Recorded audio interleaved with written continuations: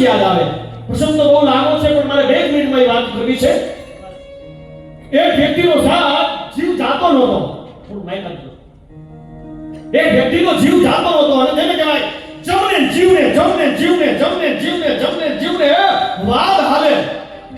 એના બાળકો પાસે આવ્યા અને બાળકો પાસે આવીને કીધું કે બાપુ તમારો જીવ જાતો કેમ નથી? તમારો જીવ જાતો કેમ નથી? એટલે છેલ્લી ઘડી એને એવું કીધું મારે જૈન મુનિના દર્શન કરવા છે. પણ આવે હતા નહીં સાહેબ. જૈન મુનિ આવી શકે એમ હતા નહીં.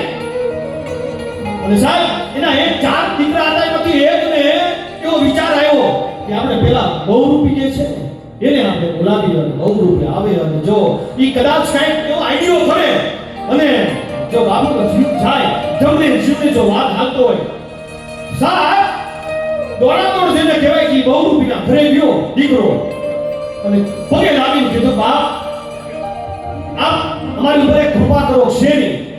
મારા બાપુનો જીવ જાતો નથી અને જૈન મુનિ સ્વામીના દર્શન કરવા છે અમારે. તમે એનું શું કરવું?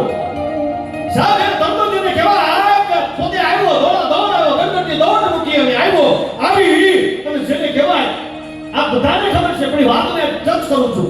મને યાદ આવ્યું એટલે હું વાતને યાદ કરું છું. સાહેબ આવે હું જેને કહેવાય કે ઈને વસ્ત્રો ધારણ કરી અને સાહેબ ધીરે ડગલા માંડ્યા અને આમ જેને કહેવાય છે જમને જીવને વાદ હાલતો હતો.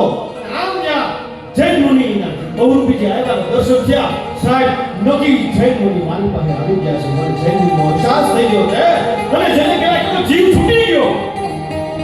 સાહેબ આજ મને મારા વાત દી સાહેબ બધાને પ્રોગ્રામ કરીએ છીએ પણ આજ રાષ્ટ્રસંત પરમ ગુરુદેવ શ્રીના દર્શન કર્યા એટલે મને એવું થયું કે સાહેબ આવા મુનિ સંત વિશે છે.